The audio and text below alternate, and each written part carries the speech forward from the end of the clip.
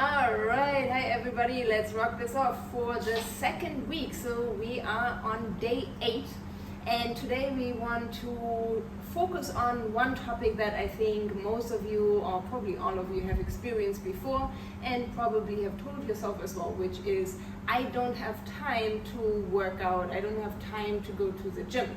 And so we want to see if we can maybe look at it from a different perspective today and give you some other tips that can help you to maybe make that time so that you can actually work towards your goal.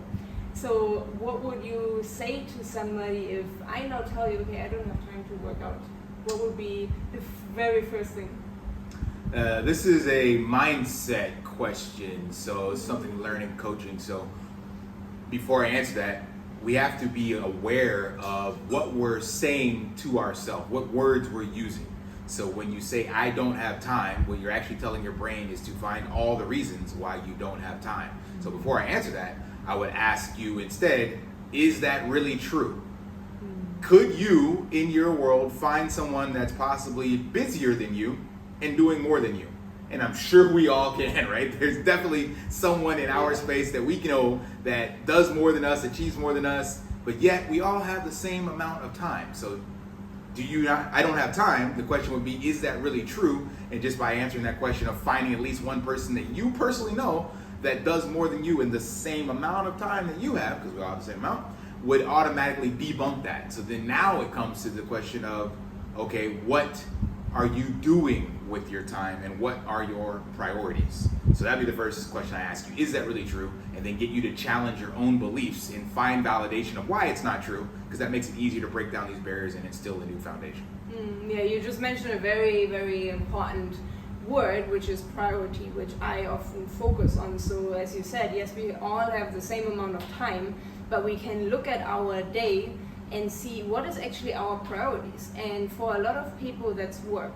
So we spend a lot of time at work, and if there's another task coming, then we also do that, and then we take that time away from all the things that we actually want to do for ourselves. Then there's also, of course, priorities like things that make us feel better in the short term. That can be Netflix, that can be scrolling on social media, because it just gets the mind off maybe a stressful workday. So I think with this whole topic, what's very important is to ask ourselves, what is actually important for us? What is our priority?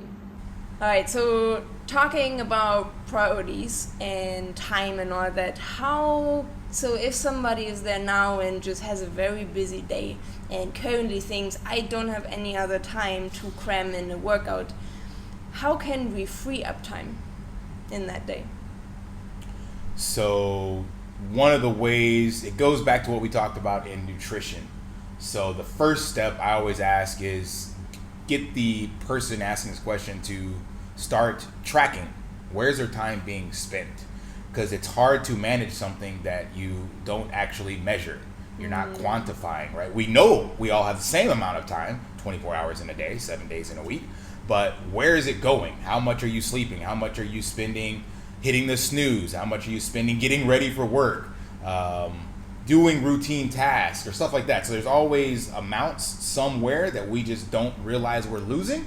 And until you start looking at it, I can't really give you a how to do something. Like there are some certain general rules, like go to bed on time, wake up in the morning and do it, things of that nature. But depending on what your schedule is, and that's what this program is all about, is like finding the pieces that fit directly to you and giving you those tools to implement. The first step I would recommend is looking at your schedule and seeing where you're utilizing your time. And I guarantee if you evaluate it, much like a budget for your checking account, you'll find where miscellaneous expenses are going. That $5 coffee 3 days a week comes out to $60 in a month. You're like, oh my God, I didn't know that. So you can look at that $5 coffee the same as like, where's the 5 to 10 minutes a day that you're throwing away that you could shift things around so you get a chunk of 30 to 40 minutes twice a week, 3 times a week.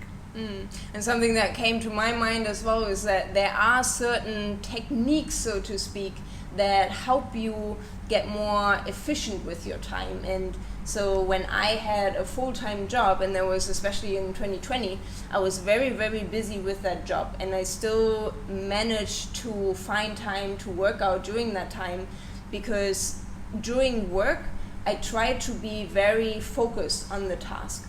And I realized every single time I was doing a task and then started checking messages or seeing a message popping up on my phone, it would really distract me and take a lot of time and actually make me feel very stressed as well. So this is just one example, but every time we really focus on one task, we are a lot more productive.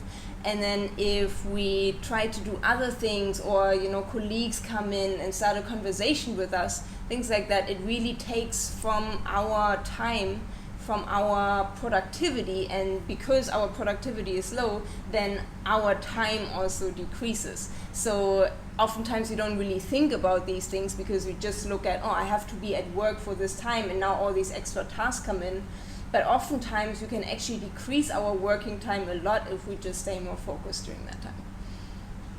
True story.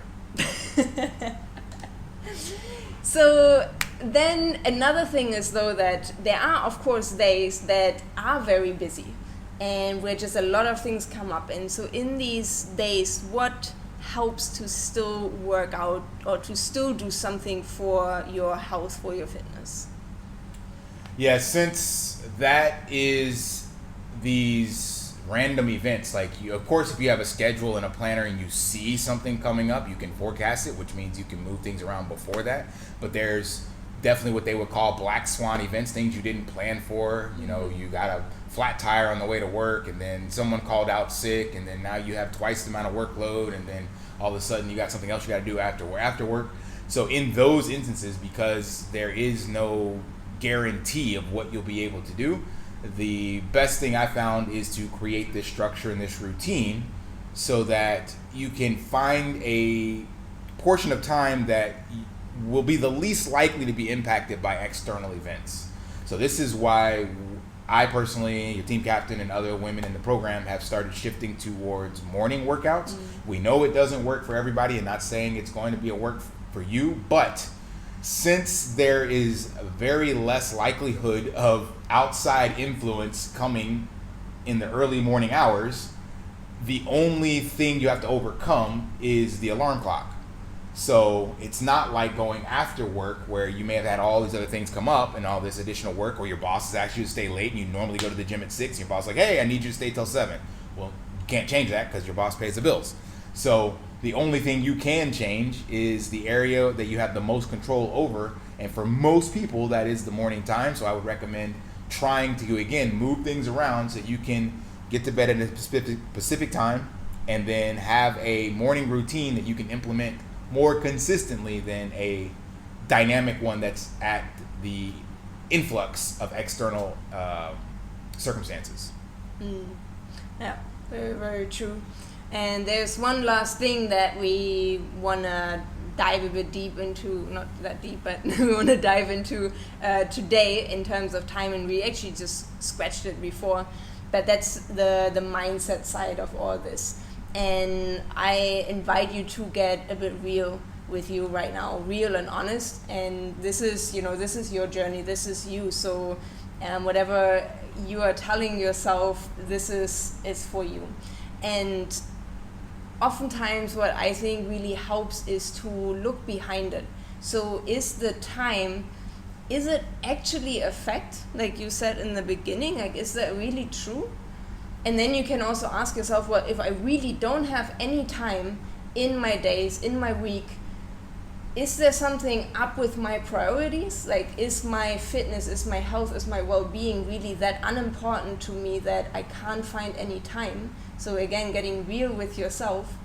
Or also asking yourself, is maybe the time itself, is it an excuse for something else? Like, am I maybe that afraid or intimidated to go to the gym, and so now I'm rather trying to take something else as the reason why I'm not going to the gym?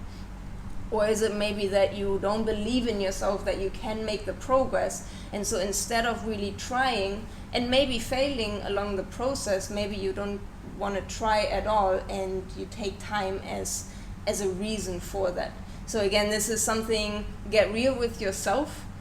There's no judgment on our side, because everybody, we also have excuses for some things, but if you really want to see the progress for yourself, then the best thing you can do is to get real with yourself and look behind what's really going on. Totally agree. Have that honest conversation with yourself in the mirror, so to speak. Look yourself in the eye and see if that's really true or not. Yeah. And that's exactly what you can do in your workbook as well. So as always, we have prepared some questions for you that go in that direction. So open your workbook again, take this opportunity to really get the most out of this and prepare yourself to really make progress, get started well on your fitness. So go into your workbook and do that, and we will see you tomorrow. See ya.